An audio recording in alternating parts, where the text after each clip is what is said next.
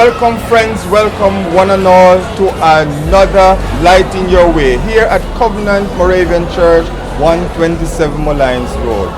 Today we celebrate Covenant Day, where all the Moravian churches in the district come and celebrate and share with us right here at Covenant. Our preacher for today is Reverend Dr. Burchell Taylor from the Bethel Baptist Church, and we eagerly await the word the Lord has placed on his heart for us today. Come and share with us now. Stay tuned as we renew our covenant with the Lord and hear what he has to say to us.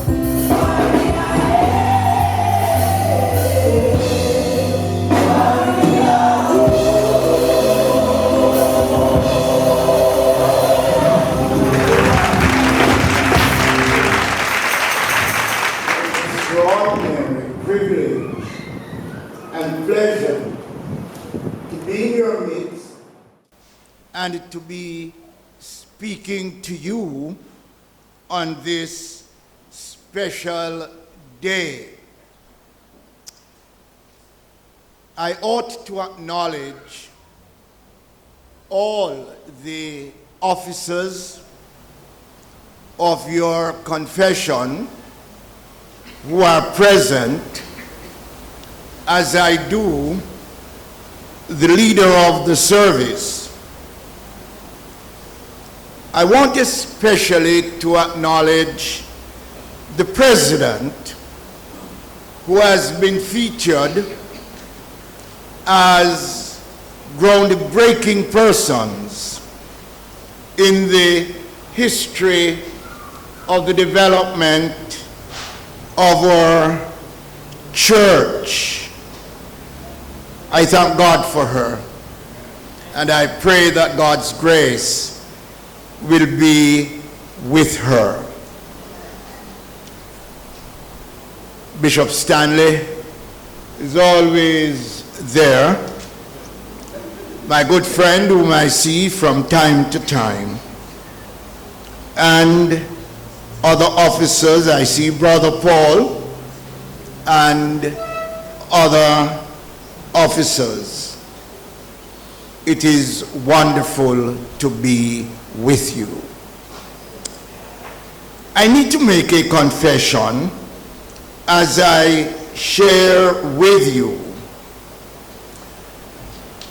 I chose this story of the widow of Nain and the encounter she had and what happened in her life. But strangely, last night I had this weird feeling, and it troubled me throughout the night. And I think the evil one does this from time to time, to tell me that my choice is inappropriate, it will not make any sense, and I should get up and do something else. My wife, I shared it with her, and she said, preach what the Lord has given to you. Since I have come, I think I have had some confirmation in simple ways. When Covenant was introduced, the words that Covenant was told to say are words, cover us, Jesus, cover us. And I took that as one of the signs of confirmation. Then I listened to the songs of inspiration, and I thought they were carrying something of the theme that I wanted to share with you. And as the service went on, the Lord confirmed what I must say to you. I do not know if after when it's over you will think so, but I am convinced at this point. Strangely, the words are taken from Luke chapter 7, from the story that was read. And the verse is the 13th verse. Luke 7, verse 13. And I'm reading from the New International Version, the latest version. And it reads like this: when the Lord saw her, his heart went out to her, and he said, do not cry. When the Lord saw her, his heart went out to her, and he said to her, do not cry. And my theme within this setting is this: the difference making Christ Jesus. Simply that. The difference making Christ Jesus. I'm going to want you to hold this story in your mind. And I want you to use your imagination as I develop these words. When the Lord saw her, his heart went out to her, and he said, do not cry. One of the things about this story that I find, it is that one, it is a touching story. Two, it is a moving story. And three, it is a reassuring story. But I do not think that we are always coming back to this story. It is not one of the high-profile stories that we are always dealing with. And yet, it is a critically important story. A story in the life of Christ Jesus, of which the things that are in it, we are beneficiaries. And we ought in turn to be bearers as we operate as followers of Jesus Christ. This is a story of fundamental and profound emotion. It is a story that touches raw nerves in many ways. Pain, grief, hurt, and it exposes our human limitations in a dramatic way. If we use our imagination and get into it, I would want to say there are three strikes against the woman in this story. One, she was a woman, and she lived in a patriarchal society where women were not regarded with the same equality that they ought to have had as creatures made in the image of God. Strike one against her. She was a woman in a patriarchal society. Strike two, she was a widow. And in that society, widows were vulnerable. Widows were exploited. Widows were at a disadvantage. You know that in the prophets, when they sound off for social justice, there are three categories of persons who must receive strategic attention. You have orphans, you have strangers, and then you have widows. And Jesus himself made reference to it when the disciples, some of them were thinking of greatness and making requests to be in position of greatness. Jesus said, you are not like the people of the world.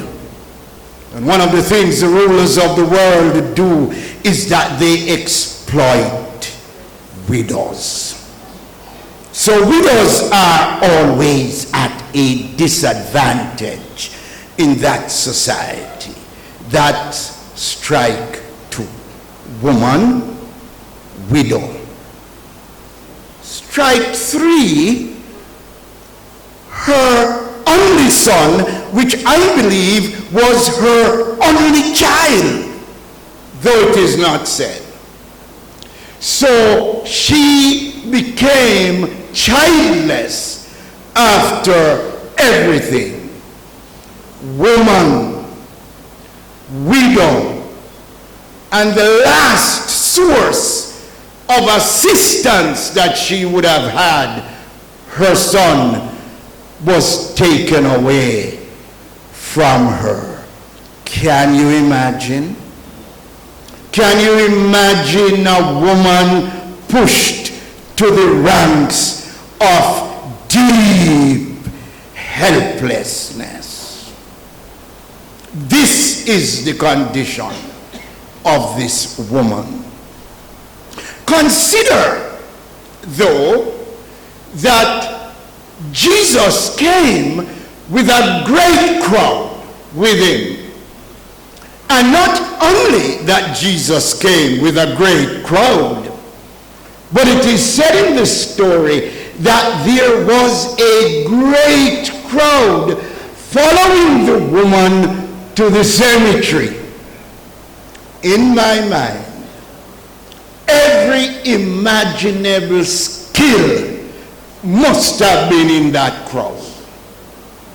The skill to care, the skill to help, the skill to do everything for this woman. And yet, she was deeply grieved. Deeply grieved. The cause of her grief and the grief itself were not touched by everything everybody had done. And it seemed to me, in my mind, that it was untouchable. So here is this woman, 3 strikes against her. And with all the skills available, this woman was a broken human being. I wonder if we have never found ourselves in that place. And I wonder if as individuals, or as family members, or as families, or as a Jamaican community, or as a church community, we have not found ourselves in a place where we are thrown back upon ourselves. The wind is knocked out of our sails, and we are left feeling helpless.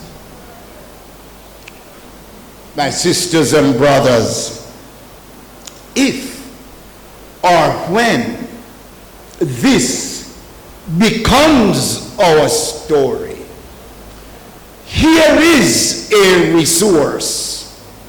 Here is a story there is a narrative in which we find some simple things that I want us to take away from here and to mull over them, that I do think will make a difference.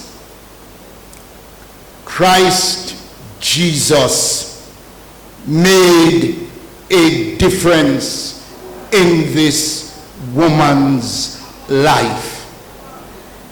He made a difference, they say, by having compassion, as you heard it.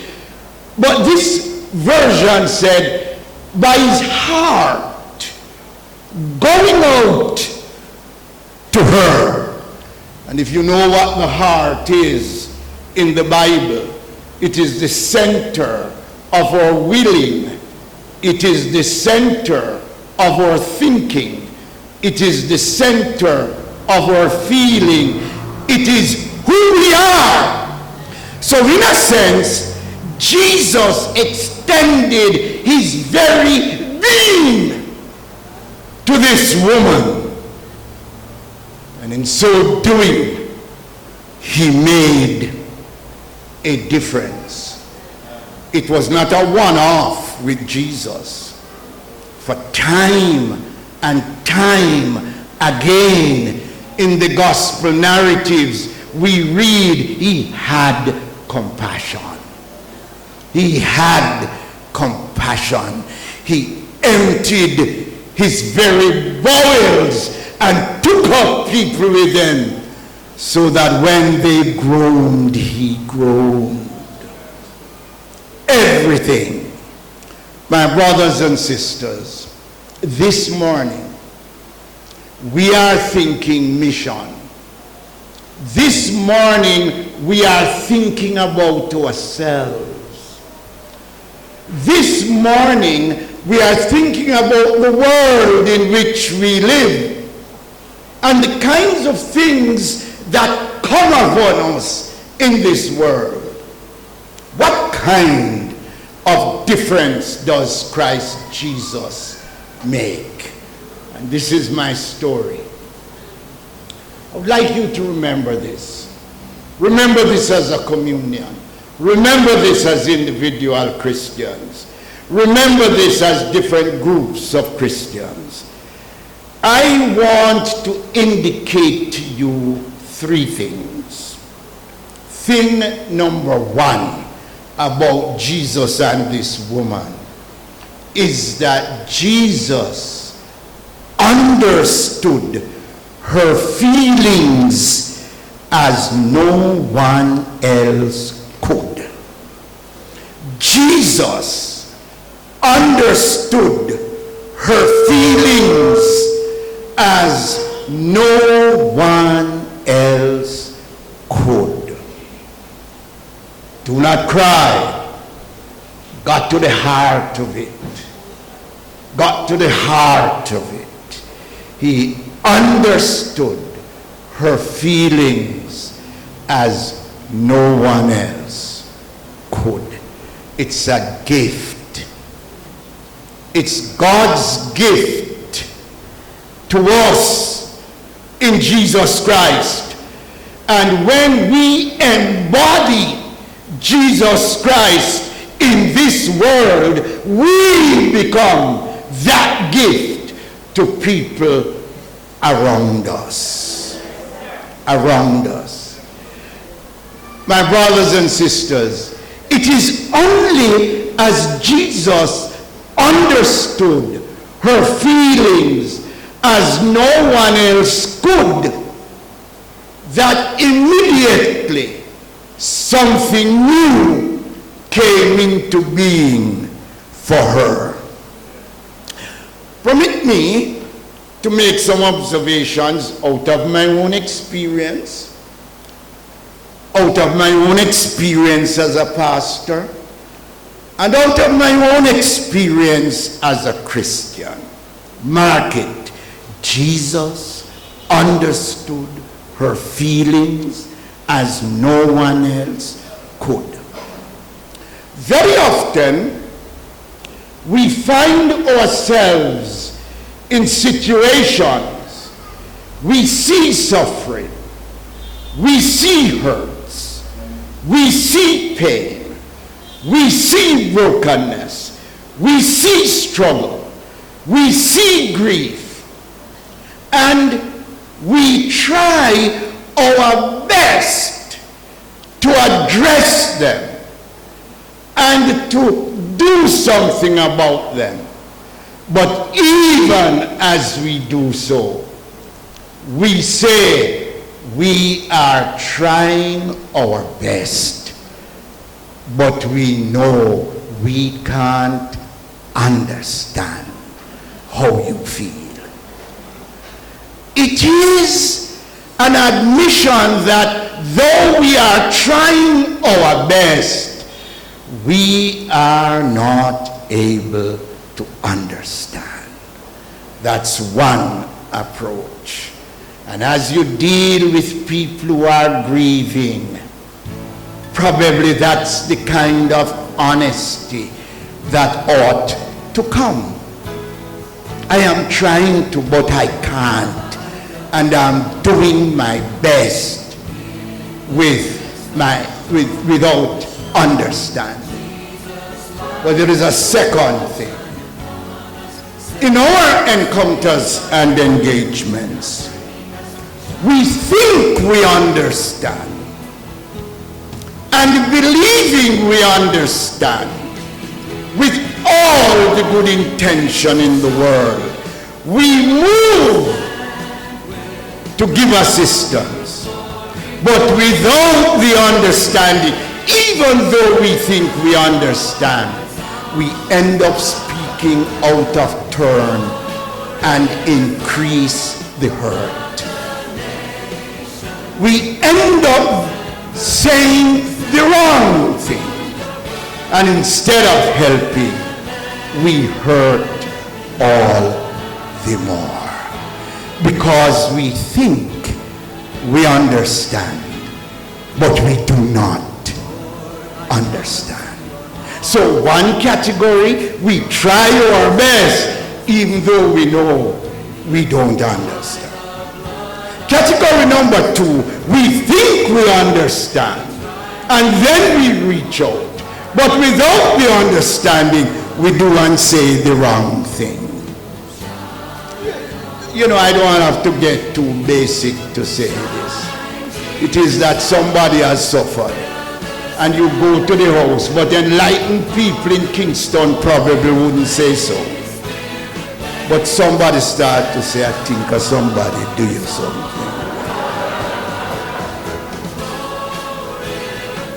You're sure is not somebody doing it. You're helping. You are seeking to help. You understand? Or you go to visit in the hospital, and I see Professor Waite here, and that's his area. And you see the thing, and you see the somebody sick, and the next thing you say, Lord, my sister, that me auntie dead from. You kill the person already. We think we understand. We speak out of turn, and we increase the hurt.